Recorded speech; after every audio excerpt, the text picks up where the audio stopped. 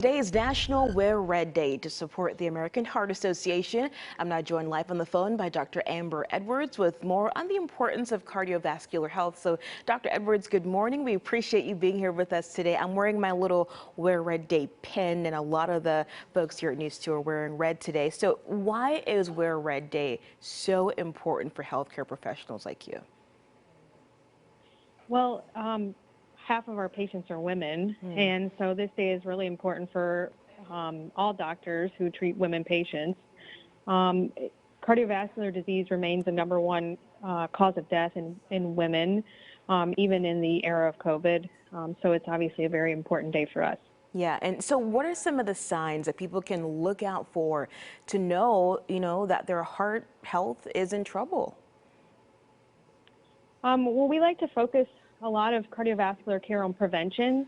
So knowing your risk factors for cardiovascular disease, like high blood pressure, high cholesterol, being overweight, if you have a family history of heart disease, those are signs that, you should be thinking that you are at risk of having cardiovascular disease, and you should discuss that with your doctor.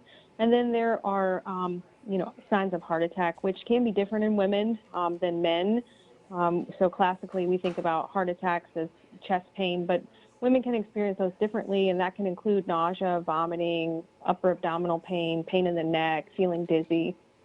So at what point do you realize that, those symptoms are, serious enough where you need to go seek medical help?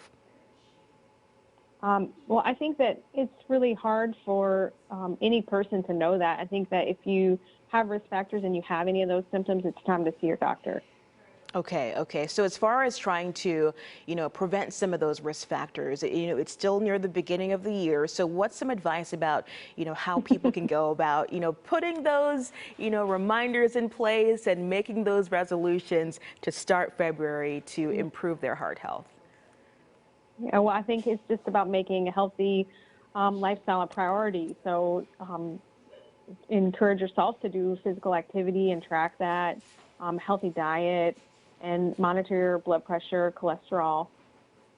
Yeah, very, And then, very good advice. wear red today. And very good advice. And what are some things, or if anything, as far as your age is concerned, when it comes to trying to figure out whether or not you are in a, category where you're at higher risk for getting heart disease or having these issues? A common misconception is that young people don't need to worry about cardiovascular disease, but 40+% of women over the age of 20 have some form of cardiovascular disease, and that number is increased in minority populations. So I think that even younger people should understand their risk. Yeah, no, very valuable advice that can really be life-saving at the end of the day, right? Thank you so much for your time this morning, Dr. Edwards, and for sharing your insight with us. We appreciate it. You're very welcome. All right, folks, keep in mind that we're going to have a lot more information on how to spot heart disease or stroke and how to really keep up with your heart health. Just head to WKRN.com. We'll be posting this entire segment in the Newsmaker section under the Watch tab.